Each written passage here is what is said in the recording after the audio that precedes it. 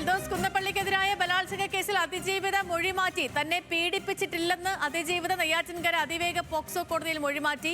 കേസിലെ 2 സാക്ഷികളും കൂറുമാറി. സനീറ്റ വിവരങ്ങളുമായി ചേരുന്നു. സനീറ്റ, എൽദോസ് കുന്നപ്പള്ളിക്ക് ഇത്തവണത്തെ തെരഞ്ഞെടുപ്പിൽ സീറ്റ് നിഷേധിച്ചത് പോലും ഇക്കാര്യങ്ങളൊക്കെ മുൻനിർത്തിയായിരുന്നു. ഇപ്പോ അതിജീവിതയുടെ മൊഴിമാറ്റം, എന്താണ് സാഹചര്യം? തീർച്ചയായിട്ടും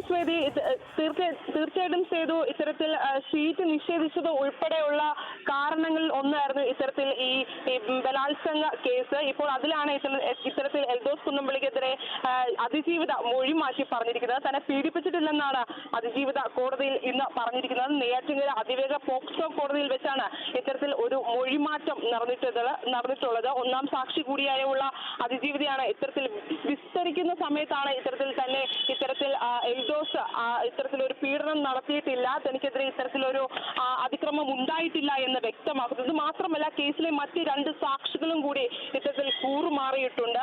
കോവളത്ത് ഉൾപ്പെടെ മറ്റ് 6 കേന്ദ്രങ്ങളിൽ വെച്ച് തന്നെ പീഡിപ്പിക്കുകയായിരുന്നു എന്നാണ് അതിജീവിത മുന്നേ മൊഴി നൽകിയിരുന്നത്. എന്നാൽ അതിലാണ് ഇപ്പോൾ ഒരു വ്യത്യാസം വന്നിരിക്കുന്നത്. തന്റെ കൂറ് അല്ലെങ്കിൽ താൻ മൊഴി മാറ്റി പറഞ്ഞിരിക്കുകയാണ്.